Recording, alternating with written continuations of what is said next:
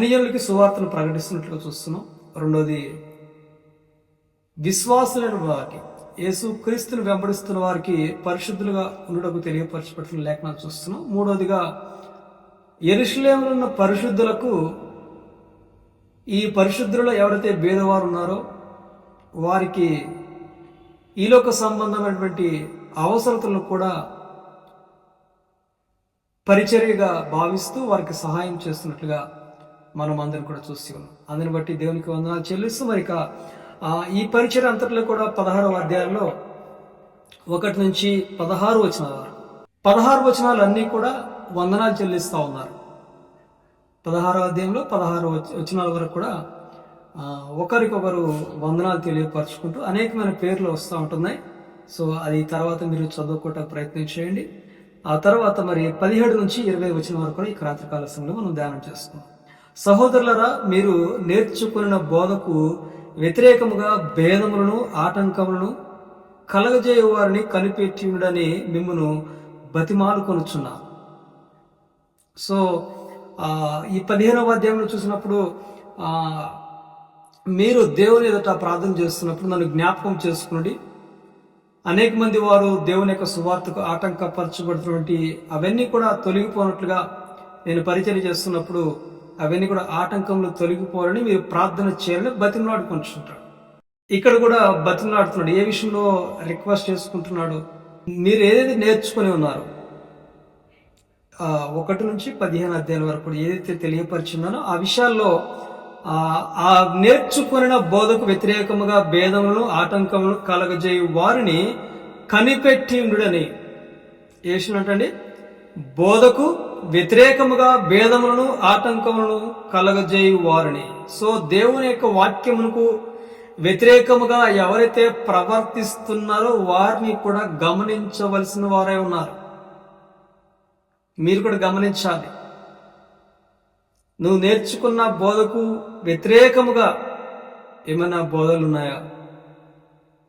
ఆ బోధలను ఎప్పుడైతే కనిపెట్టగలుగుతున్నావో దేవుని యొక్క వాక్యం చేత నువ్వు క్రమముగా నడుచుకున్న వారిగా ఉంటారు. ఎవరైనా బోధిస్తున్నప్పుడు సందేహము ఉండకూడదు. ఆ బోధనలో, ఆ యొక్క ప్రసంగాలలో, ఆ యొక్క దేవుని యొక్క మాటలలో మరి సందేహం మీకు రాకూడదు. ఒకవేళ సందేహం కనుక మీకు వచ్చిందంటే మీరు సంపూర్ణమైన జ్ఞానము ఇంకా కొద్దుగా ఉన్నదన్న విషయాన్ని జ్ఞాపకం చేసుకోవాలి.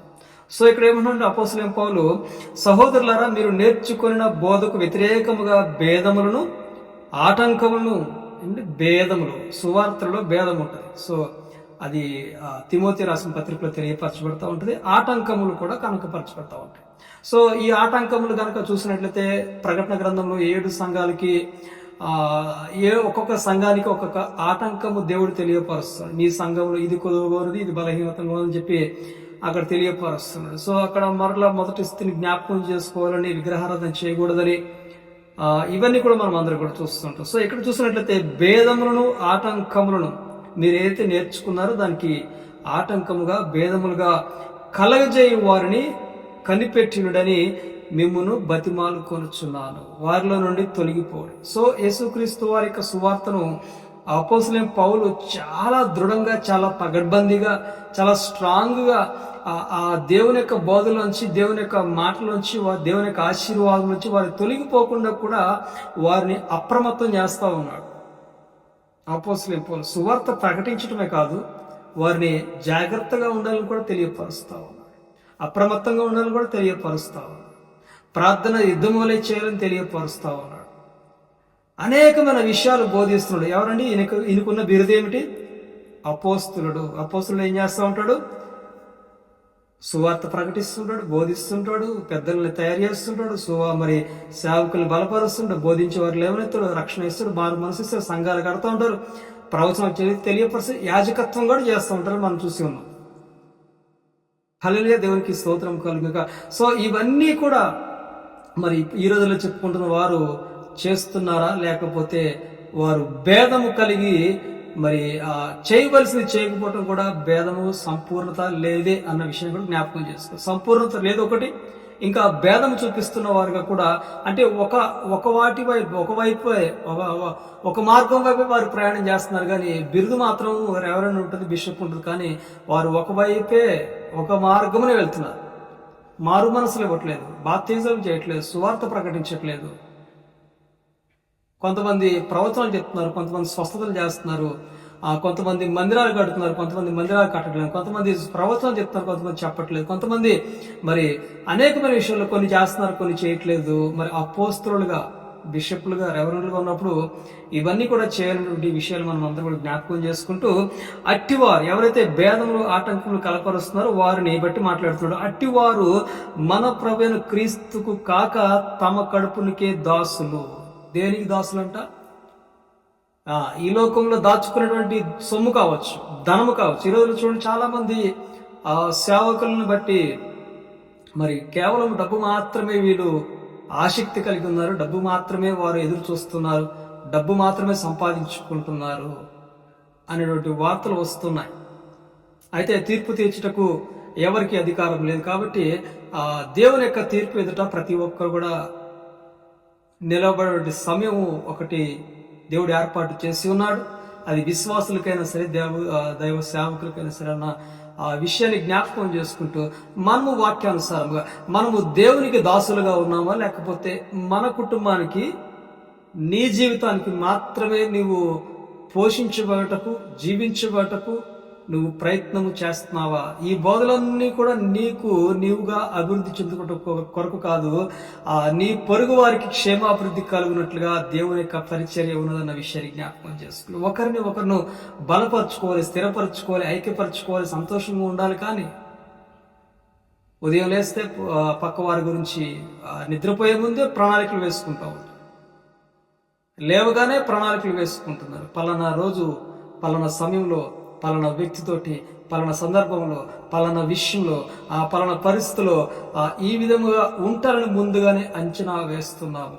ఇప్పుడు చూడండి, ఆర్టిఫిషియల్ ఇంటెలిజెన్స్ ఎదుటి వ్యక్తి గురించి మనము ప్రత్యక్షంగా కలిసినా కలవకపోయినా అవతల వ్యక్తి గురించి హ్యూమన్స్ రీడ్ చేసేటువంటి టెక్నాలజీలోకి మనం అందరూ కూడా వచ్చి ఉన్నాం. సో మనుషులను బట్టి, పరిస్థితులు బట్టి, వారి తలంపులు బట్టి ఎంతో ఎంతో అత్యాసక్తి కలిగిన జ్ఞానంతో, వివేచనతోటి గ్రహించేవారుగా ఉంటున్నారు. కానీ అది కేవలము వారి స్వప్రయోజనం కొరకు మాత్రమే ఈ విధముగా ఆలోచన చేస్తూ ఉన్నారు. నా విషయాన్ని జ్ఞాపకం చేస్తాం. వారి ప్రయోజనం కొరకు మాత్రమే వారు ఆలోచన చేస్తారు. అయితే మనం గమనించాల్సిన విషయం ఏంటంటే, మనము దేవుని యొక్క నామ మహిమ కొరకు మనం జీవించేవారుగా ఉండాలి.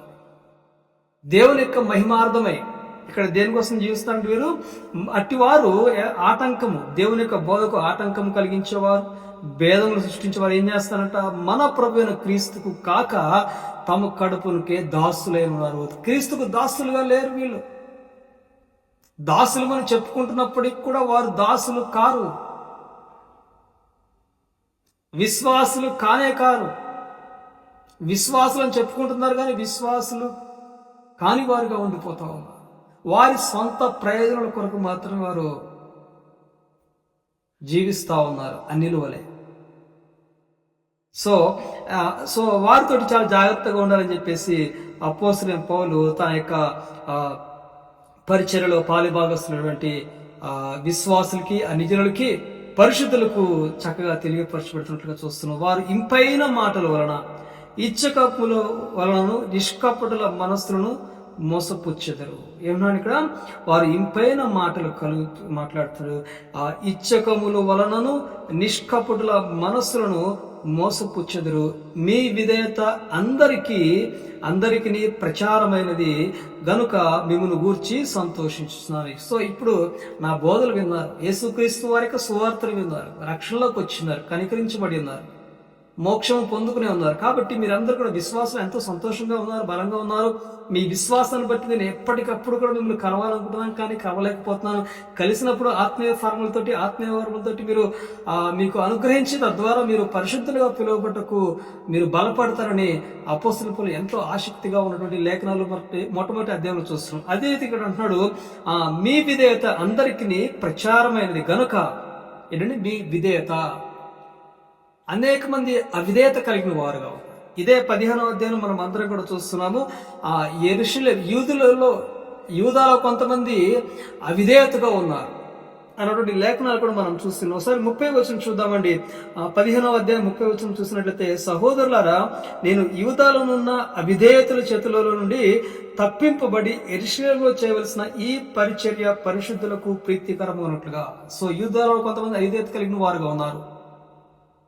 సో ఇప్పుడు ఈ అవిధేయత మీలో లేదు, మీరు విధేయత కలిగిన వారుగా ఉన్నారు. ఈ విధేయత అందరికీ ప్రచారమైనది.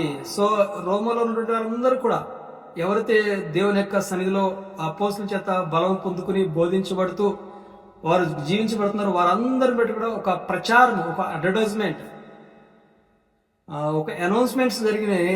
ఏమని? వీరు విధేయత కనపరుస్తున్నవారు. నిన్ను గురించి దేవుని బిడ్డలు సాక్ష్యం తెలియపరచలేమని, మీరు దేవుని బిడ్డలుగా విధేయత కలిగిన వారుగా ఉన్నారు. దేవుని మార్గం నడుచుకుంటున్న వారు, దేవుని సన్నిధిలో భక్తి కలిగిన వారు, దేవుని సన్నిధిలో సమస్తమును కూడా ప్రార్థనాపూర్వకంగా బలమైన సాధనలుగా సర్వంగా కవచం ధరించుకున్న వారుగా ఉండాలి.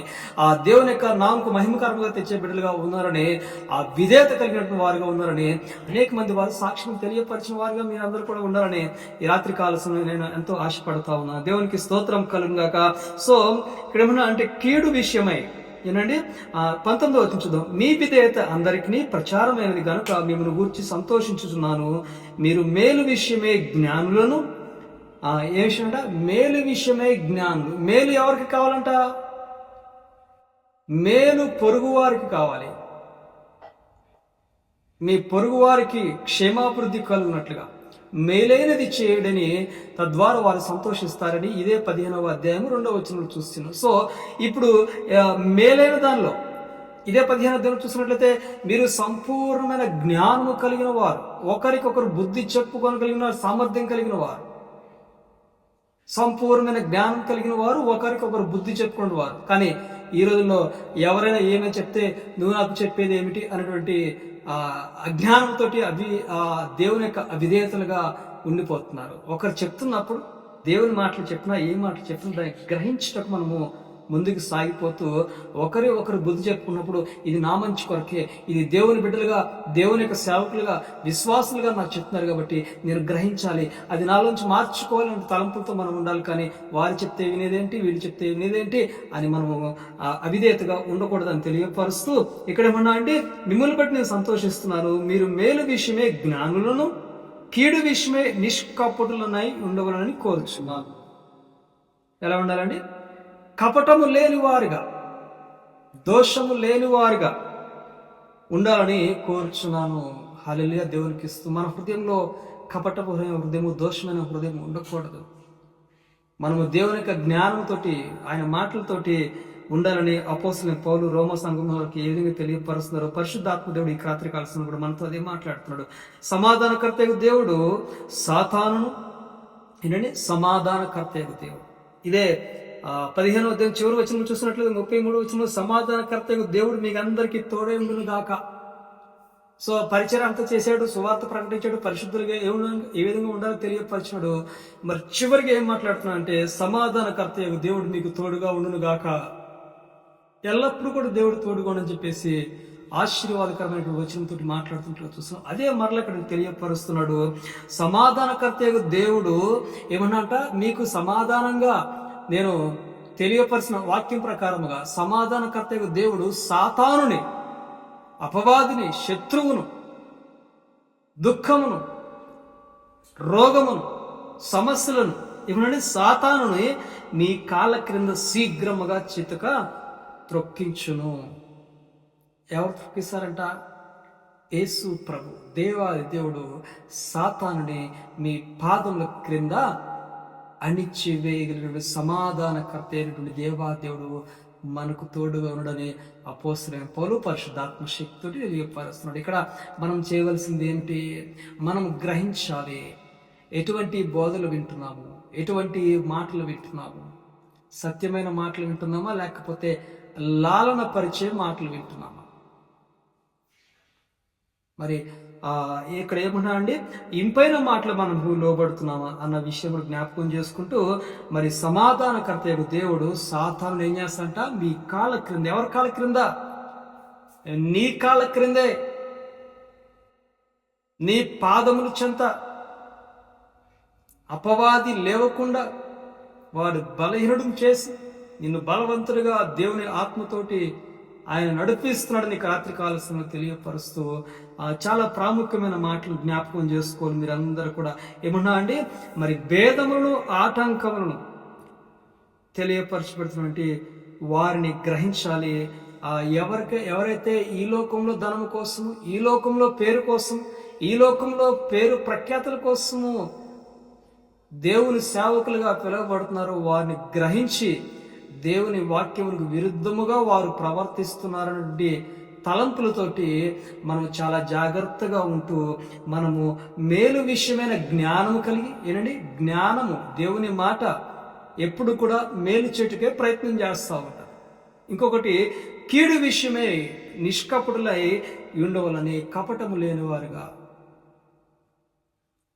నిష్కపటముగా కీడు జరుగుతుందని భావించి మనం అక్కడ నిర్మోహమాటం,